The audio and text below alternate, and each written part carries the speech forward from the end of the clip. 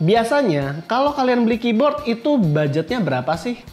Apa 500.000, 2 juta, atau bahkan 4 juta? Gimana kalau budgetnya 10 juta? Yap, ini adalah sebuah custom mechanical keyboard yang harganya udah hampir nggak masuk di akal. Kalau kita biasanya mikir 2,5 juta aja udah mahal buat sebuah keyboard, ini harganya hampir 10 juta.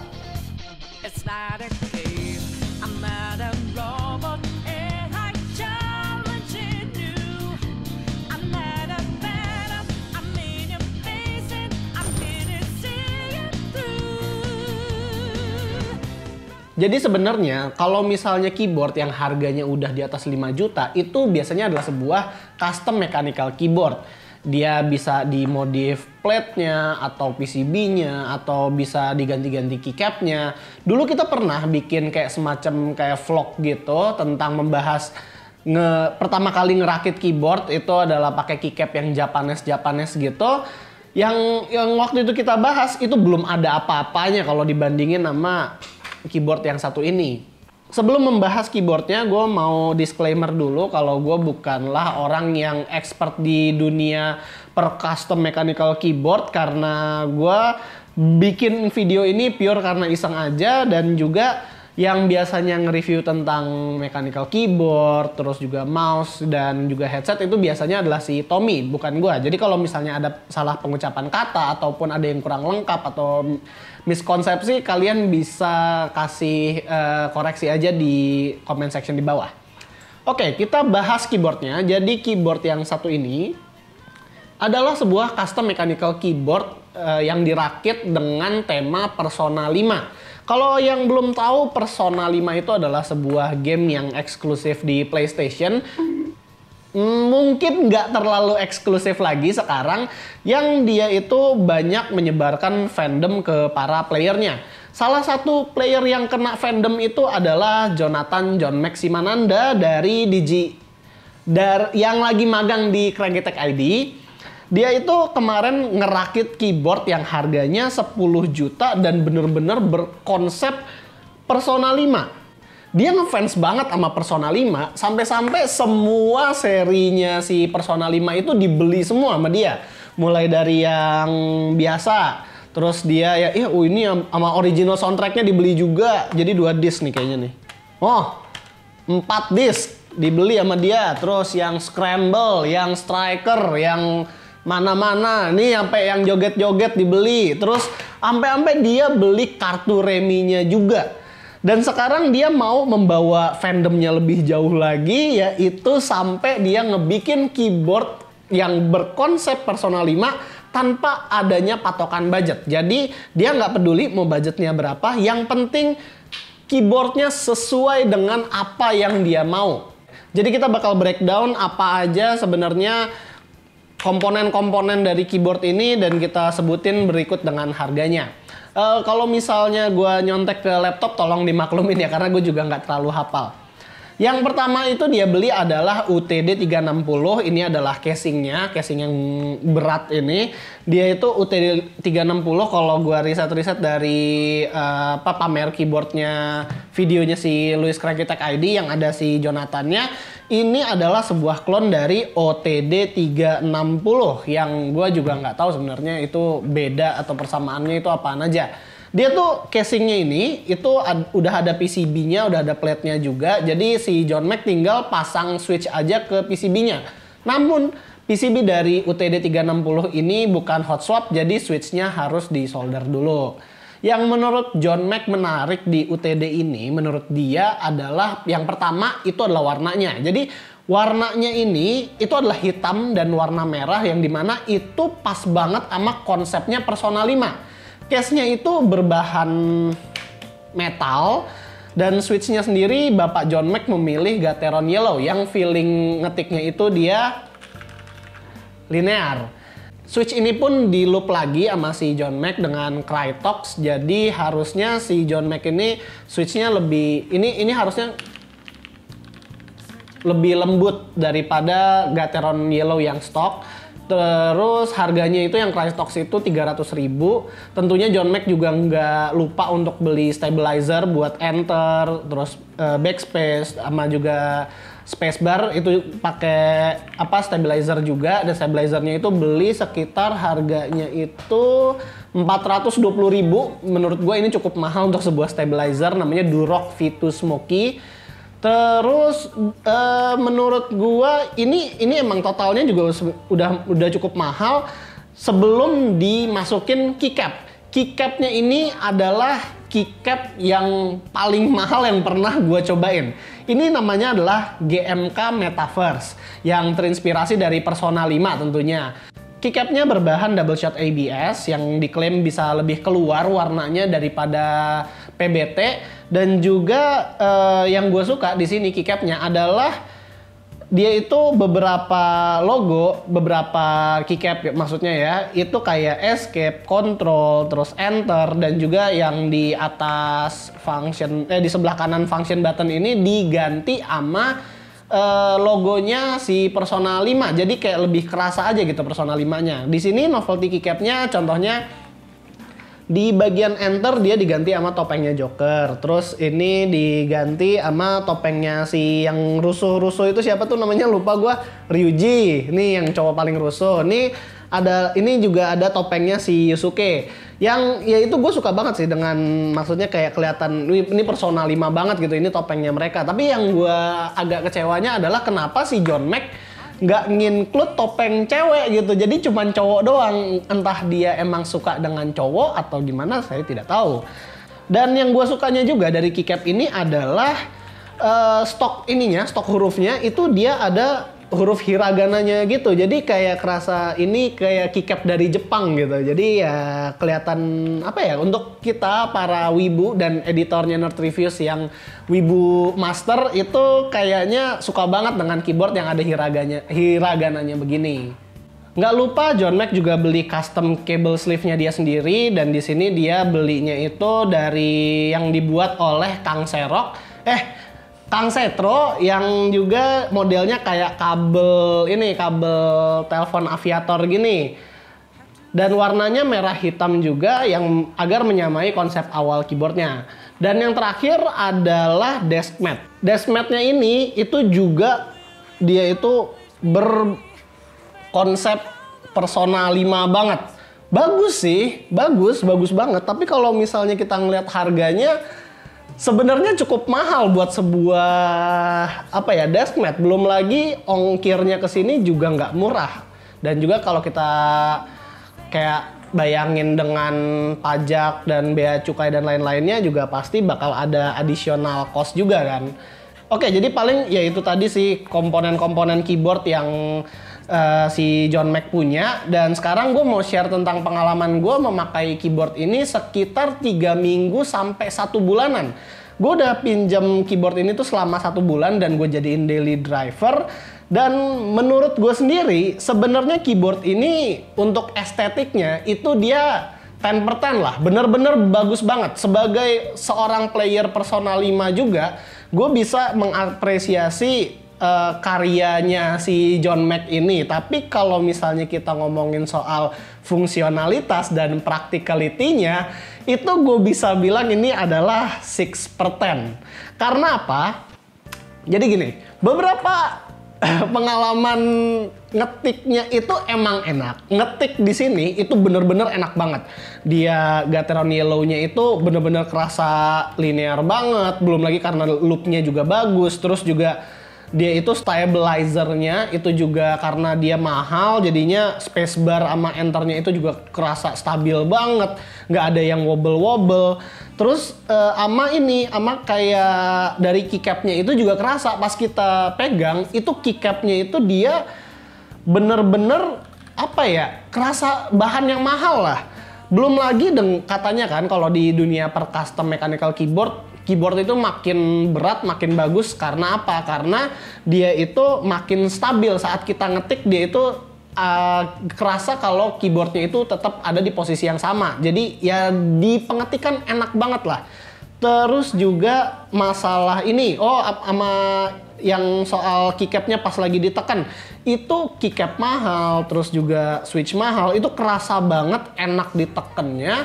Sampai-sampai pas kita nekennya itu, kita bisa kerasa kalau, oh ini gue bisa ngetik cepet. Kalau misalnya bisa ngetik cepet, langsung ketiknya cepet. Terus juga typo, kalau udah sebulan atau 2 bulan pemakaian, jadi lebih enak gitu, maksudnya jadi lebih jarang typo lah. Dan ngetik sini jujur enak banget kalau misalnya lagi mau dipakai ngetik script. Tapi kenapa tadi gue bilang fungsionalitasnya kurang bagus? Karena gini, ini dia kan diprogram ulang kan. Jadi si John Mac ini ngeprogram lagi tombol ini jadi apa, tombol ini apa, tombol ini apa. Dan mungkin karena memprogramnya itu masih agak baru-baru dikit, ya jadinya kita pas nyobain ini keyboard ada beberapa tombol yang di programnya nggak sesuai dengan fungsinya gitu. Contohnya kayak ini aja nih. Ini kan katanya adalah keyboard dengan Windows keyless kan. Tapi yang gue rasain di keyboard ini adalah ini control keyless, karena ini bukanlah control melainkan Windows button. Jadi ini bukan kontrol nih, pas gue pencet ini yang keluar bukanlah kontrol melainkan Windows. Terus sebenarnya kontrolnya pun ada, tapi di sini. Jadi ini caps lock, sebenarnya bukan caps lock, ini kontrol nih yang di sini. Caps locknya nggak ada. Jadi kalau misalnya pas gue lagi ngetik, itu ya agak ribet sih. Kemarin sebulanan ada kayaknya deh. Kita coba kalau misalnya mau ngopi atau mau paste, itu kita pakai caps lock C sama caps lock V. Tapi ya kalau misalnya ini bisa diperbaikin di kayak di pemrograman ulang sih sebenarnya ya nggak masalah. Tapi yang jadi masalah lagi adalah function button, karena kita sebagai orang yang menghabiskan waktu hampir berjam-jam di depan komputer, kita tuh biasanya suka banget yang keyboard kalau misalnya dia punya function button yang bisa kayak play and pause, terus juga bisa play and pause song maksud saya. Terus ada ini juga misalnya kayak media, pokoknya ada media button, terus pokoknya function button yang di atas ini punya fungsi lain lah selain jadi function button yang biasa seperti media button dan lain-lain. Tapi di sini tuh kita nggak, ya mungkin ini bisa diprogram, tapi nggak tahu juga. Ini pengennya sih kalau misalnya memang bisa diprogram, karena kita udah kebiasaan bisa ada keyboard yang bisa langsung play pause music, terus juga previous and next song, terus juga bisa ada yang langsung ke desktop, switch desktop mode. Itu enak banget gitu kalau ada keyboard yang kayak gitu. Sementara keyboard ini ya mungkin harus diprogram manual. Terus juga untuk masalah beratnya, waktu kita make keyboard ini, itu kayaknya tenaga kita 30% habis cuman buat ngangkat keyboard ini kemana-mana. Karena keyboardnya cukup kecil, jadinya kadang-kadang kita kalau misalnya mau makan ya kita geser keyboardnya. Terus kayak kadang-kadang kita mau syuting apa gitu, kita geser-geser keyboardnya. Tapi itu malah berujung jadi ya kayak kita ngangkat-ngangkat keyboardnya. Ini keyboard beratnya kayaknya 5 kilo deh, 5 kilo ya. 3 kilo deh, 3 kilo. Gua hiperbola di situ. Ini beratnya 3 kilo, yang dimana kita mindahin keyboard ke sana ke sininya ya ribet banget sih kalau menurut gua kalau keyboardnya seberat ini dibanding dengan keyboard biasa yang kita pakai. Ya jujur ini keyboard enaknya tuh kalau dia emang stay at one place aja dan nggak usah kemana-mana. Tapi ya overall penggunaan keyboardnya enak lah. Cuman ya dengan keycap warna putih gini gue sebenarnya agak takut aja kalau misalnya gue pakai ini keyboard terlalu lama, nanti lama-lama tombolnya itu jadi kuning. Setelah kita total dari body, switch, loop, step, keycap, dan kabel, ternyata harganya adalah sekitar 9.600.000-an. Sebuah harga yang fantastis ya kalau mau bikin keyboard custom. Tapi mungkin itu adalah sebuah pengorbanan yang wajar kalau mau mengejar keyboard custom yang tematik dan juga dapat kualitas yang bagus. Oke, jadi tadi kita udah jelasin komponen keyboardnya itu apa aja, dan juga kita udah sharing ke kalian pengalaman kita sebulan memakai keyboardnya. Sekarang ada beberapa pertanyaan yang gue harus tanyakan ke Bapak John Mac. Sekarang kita akan telepon si John Mac di 0810. Oke. Halo, dengan Bapak Jonathan John Max Simananda. Ya halo, dengan Jonathan di sini. Apa yang bisa saya bantu? Bapak John Max, saya mau bertanya beberapa hal karena saya udah dipinjemin keyboard Anda selama sebulanan. Terima kasih juga udah mau ganti daily driver. Gimana rasanya selama sebulan? Sudah merasakan perbedaan keyboard custom kah? Selama sebulan ini saya merasakan kalau saya cukup bersyukur saya pakai keyboard dari brand Logitech. Kok efeknya tidak seperti yang saya harapkan ya? Oke, lanjutin. Gimana? Ada beberapa pertanyaan sih sebenarnya yang gua mau tanyain ke lu sih. Boleh. Yang pertama nih, jadi kenapa sih lu ampe mau bikin keyboard ini? Emang pakai barang-barang yang mahal begini? Emang sebenarnya nggak ada alternatif lain yang bisa lu pakai di keyboard ini selain barang-barang yang komponen yang ada sekarang maksudnya? Gimana ya jawabnya ya? Kalau di dunia custom keyboard itu ketika lu kepengen tertarik untuk nge-build sesuatu, itu bayangannya bukan karena ada sesuatu yang mirip seperti itu tapi lebih murah, tapi tujuannya adalah lo kepengen coba apakah barang tertentu itu bisa memberikan pengalaman yang totally different dari kebanyakan keyboard di pasaran. Jadi ceritanya waktu itu gue tuh sebenarnya juga kepengen nyari keyboard custom yang namanya Satisfaction 75. Itu keyboard kayak 75% mirip-mirip sama Game MK Pro, zaman Game MK Pro belum keluar. Cuman karena waktu itu belinya sulit, terus prosesnya ribet, akhirnya gue memutuskan itu untuk beli UTD. Sebenarnya sama-sama group buy sih, tapi waktu itu gue kayak punya cinta gitulah sama TKL, walaupun sebenarnya yang gue beli akhirnya WKL atau Windows Keyless Keyboard basically. Maksud lo control keyless ini? Nah itu bukan Windows keyless lo ini. Nanti gue bisa jelasin ya soal mappingnya gitu. Tapi kurang lebih keyboard itu kita sebut dengan WKL dan itu basically terinspirasi dari keyboard zaman dulu karena komputer itu zaman dulu tuh belum ada OS yang universal macam seperti Windows. Jadi zaman dulu tuh nggak ada yang namanya dedicated tombol Windows key. Makanya kenapa layout WKL itu adalah seperti itu gitu. Jadi zaman dulu sebenarnya tuh belum ada tuh. Maksudnya OS tuh masih ada 2-3 macam bisa dibilang. I see. Tapi lu emang bikin keyboard ini itu memang karena Persona 5, emang lu ngefans itu sama Persona 5 atau gimana sih? Gue pada awalnya cuman kepengen rakit UTD karena gue penasaran banget sama custom keyboard dan kepengen ngerasain kalau misalkan gue belanja sampai segitu mahalnya, feel atau pengalaman apa sih yang bisa gue dapatkan sampai gue tuh bisa kayak tercerahkan dan bilang wow ini benar-benar suatu pengalaman yang berbeda. Dan di tengah perjalanan gue juga naksir sama keycap GMK Metaverse di mana temanya itu mengambil referensi dari Persona 5 yang pada saat itu gue juga lagi hype-hypenya lah main game itu. Dari saat itu gue berpikir dengan adanya UTD sama GMK Metaverse ini, gue pikir kenapa nggak gue bangun yang tematiknya itu seputar Persona 5. Maka dari itu gue kumpulin semua merchandise, bahkan gue sampai bela-belain beli dashpadnya juga yang sepaket sama keycap GMK-nya. Dan ya seperti yang kalian bisa lihat kurang lebih hasilnya seperti itu. Dan menurut gue cukup cakep kalau kalian punya desk setup dan bikin semuanya itu setematik gitu. Karena biasanya kalau orang udah pada level ini ya flexing lah ya, kalau nggak apalagi tujuannya gitu kan. Terus lu ini keyboard kan akhirnya udah lu bikin hampir 10 juta nih. Betul. Udah hampir 10 juta lah ya begini. Betul. Ini jujur deh, ini lu pakai daily driver atau cuma lu pajang doang? Ini harusnya jadi daily driver gua karena tujuannya kan keyboardnya itu seperti yang lu udah pegang berat kan ya. Memang bukan didesain ada harusnya ya gerak-gerak gitu kan. Jadi istilahnya mau gerak aja tuh berat gitu. Karena walaupun gua suka main Valorant atau main beberapa game lainnya, mostly itu gue lebih pakai untuk browsing atau untuk ngetik aja. Makanya kenapa gua gak masalah dengan keyboard yang berat macam seperti UTD.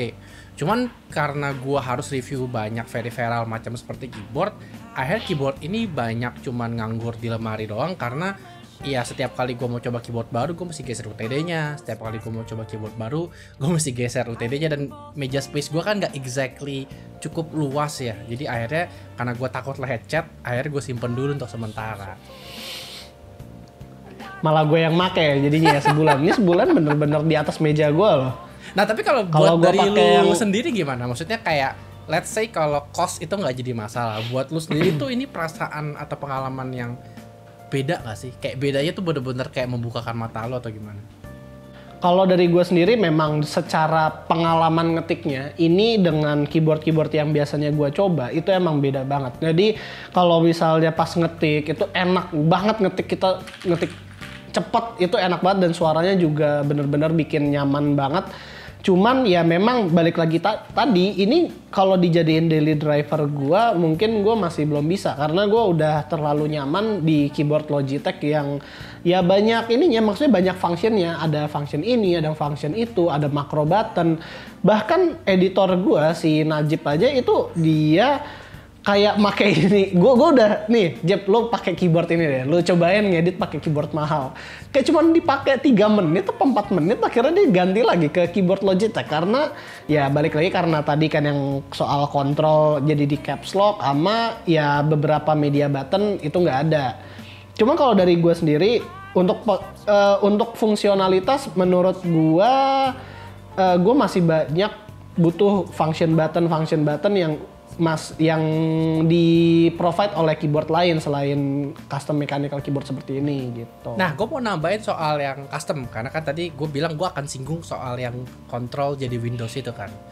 Jadi kalau kita main keyboard custom itu biasanya beli case dan dapat sama PCB. Salah satu hal yang biasanya kita kepengen incer dari PCB custom keyboard ini adalah support dengan software yang namanya KeyMK. Jadi berbeda dengan Logitech, SteelSeries, dan Razer yang biasanya mendatangkan keyboard dengan support software di mana lu bisa kontrol dan ganti fungsionalitas keyboard tertentu, bisa akses media atau mungkin akses makro. Nah, QMK ini adalah sebuah kayak software yang harus lu inject ke dalam controller di sebuah keyboardnya supaya lu bisa mendapatkan kontrol-kontrol yang lu pengen. Jadi sebenarnya in teori, karena keyboard itu gua kasih ke lu dan belum gua otak-atik, sebenarnya KMK-nya itu bisa diganti dengan sistem macam kalau lu mau media control, kalau lu mau makro, dan bahkan kalau kontrolnya mau balik jadi kontrol itu juga sebenarnya bisa. Cuman kemarin makanya gua ceritain waktu gua kasih keyboardnya ke lu, keyboard itu mappingnya agak ngaco karena kemarin ceritanya gua lagi pengen coba ganti support KMK-nya ke software lain yang namanya VIA. Nah kemarin itu bisa dibilang keyboardnya hampir ngebreak karena gue kayak maksa gitu masuk ke VIA. Nah kemarin gue kayak recovery mode gitu, tapi pakai kayak layoutnya seseorang di internet, ya jadinya agak ngaco gitu basically gitu. Oh, I see. Begitu ceritanya. Tapi kalau dari gue sendiri sih, sebenarnya ya namanya kalau ada apa ya kayak key yang bisa diatur-atur, terus juga misalnya kayak ini lucunya nggak ada FN ya. Ini bukan FN kan? Yang topengnya Yusuke ini bukan FN kan? Jadi gini, kalau FN lagi lu pakai KMK itu basically apapun bisa diganti. Jadi lu mau bikin yang tombol Yusuke itu FN pun juga bisa, atau lu mau bikin itu Alt atau Control atau bahkan Z itu pun bisa. Jadi sebenarnya konsep KMK itu sangat mirip sama software yang lu udah kenal di Logitech. Bedanya kalau lu menggunakan QMK, lu nggak bisa punya tampilan UI yang biasa lu pakai dipencet-pencet. Lu harus kayak bikin dalam bentuk JSON, dan JSON itu lu masukin ke dalam keyboardnya sendiri. Nah zaman sekarang sih KMK agak jauh lebih manis ya, tampilannya bisa dalam bentuk web browser, dan web browsernya itu bisa kayak lu atur-atur gitu. Jadi lumayan bagus lah, nggak separah yang lu bayangkan. Cuman memang jauh lebih ribet karena tiap kali mau ganti sebuah functionality berarti lu kayak bikin bundle baru gitu, bongkar lagi, setting dari awal lagi, dan nggak bisa nginget macam kayak software lah bisa dibilang. Oh, berarti kayak kita nge-override firmware-nya lah ya? Bisa dibilang seperti itu. Bisa nggak berarti misalnya kayak F5 tuh mau jadi previous, F6 tuh play atau pause, F7 tuh next song, terus tapi kalau misalnya pakai FN ya jadinya F5, F6, F7 juga gitu misalnya. Bisa, justru itu bisa. Makanya kenapa kemarin gue sempat jelasin itu sebenarnya bukan Windows, itu cuman gue setting jadi Windows. Jadi itu kalau mau diganti asal udah ngerti cara ganti KMK itu bisa. Bahkan bisa ngatur layer function, mau media control, mau makro, itu semua bisa, macam layak kayak setting media yang kemungkinan ada di keyboard Logitech lu. Oh, I see. Berarti ya intinya hanya cukup butuh pembiasaan sama pemrograman sesuai dengan penggunaan kita lah ya sebenarnya ya. Sekali. Tapi ya kalau misalnya bisa dapat feeling kayak gini dan juga dengan makro button atau function yang sesuai dengan yang kita mau sih sebenarnya jujur ini oke banget. Paling softwarenya aja ya kita harus sama yang software tadi ya. Kita nggak ada software yang dari officialnya gitu paling. Betul. Nah kita lanjut ya pertanyaannya ya. Lu kan udah bikin keyboard yang harganya 10 juta nih. Untuk ngejaga keyboard, sebuah keyboard ya, harga 10 juta agar tetap awet dipakai bertahun-tahun, itu ada treatment khusus gak sih sebenarnya? Itu sebenarnya pertanyaan yang bagus, Ki. Tapi di luar dugaan sebenarnya alat yang digunakan untuk merawat keyboard itu nggak sesulit yang lu bayangkan. Karena menurut gua alat yang penting itu cuma perlu dua. Yaitu pertama adalah kuas untuk bisa bersihin debu-debu atau partikel yang ada nyelip di antara switch, sama yaitu keycap puller untuk cabut keycapnya sebelum kalian bersihin pakai kuas. Karena kadang-kadang orang itu masih suka pakai keycap puller plastik yang menurut gua bahaya karena bisa merusak bodi dari keycap. Dan kedua, kalau misalkan lu nyabut pakai tangan itu juga bahaya karena kalau keycapnya itu nggak terlalu tinggi dan lu paksa congkel pakai tangan, lu bisa memberikan tekanan yang tidak necessary ke beberapa stem di keyboardnya dan takut resikonya tuh bisa patah gitu. Dan ya sayang dong kalau punya keycap GMK mahal-mahal malah jadi patah stemnya kan. Iya, 3,2 juta kan, lumayan banget. Lumayan banget. Tapi gini nih Jo, gue tuh sering ngeliat itu ya custom mechanical keyboard itu kan lumayan banyak kan, dan yang wireless itu gue lihat jarang gitu. Kenapa sih emang susah ya ngebikin apa tuh kayak custom mechanical keyboard wireless gitu? Gue juga sempat browsing keyboard itu sambil menunggu keyboard UTD Persona ini selesai.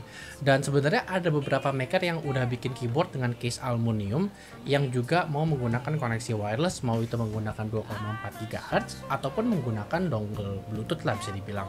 Cuman yang jadi masalah tuh adalah kalau kita menggunakan kita menggunakan koneksi wireless, itu interferensi itu menjadi satu problem karena nggak nembus dengan baik kalau menggunakan aluminium versus kalau hanya kita menggunakan case plastik. Makanya kenapa orang males banget bikin itu, karena udah komponennya kecil, koneksinya bisa bermasalah, dan nanti kalau misalkan itu rusak, nanti komponennya ganti dengan versi yang seperti apa, itu juga jadi problem. Makanya kenapa orang kebanyakan custom keyboard itu lebih suka tendensinya untuk bikin yang nggak ada koneksi dari kabel, supaya maintainingnya tuh untuk umur yang panjang nggak terlalu ribet lah. I see. Terus kalau misalnya lo nih dikasih kesempatan sekali lagi untuk nge-build keyboard yang ini, sebenarnya ada nggak yang mau lo ganti?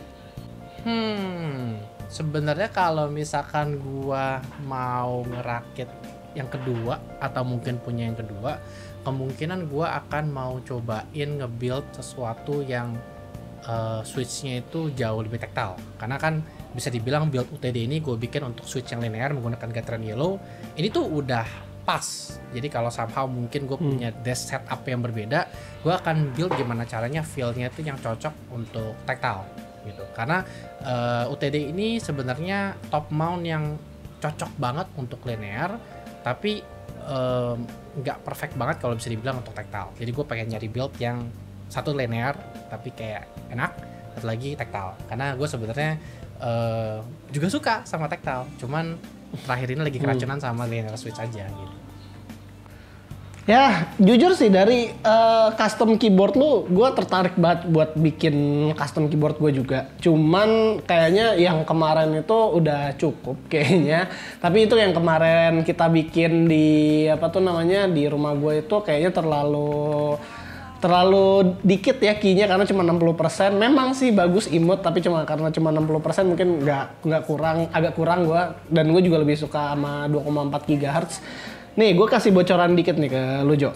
Kayaknya sih kedepannya gue bakal modif Noir aja. Noir N1V2 itu bakal gue modif dikit buat jadi custom. Itu bisa dibilang custom mechanical keyboard nggak sih? Kalau kayak kita udah ada, sebenarnya udah ada keyboard nih yang dijual secara lengkap gitu, secara bisa dipakai langsung. Terus pengen gue modif, itu termasuk custom mechanical keyboard bukan sih?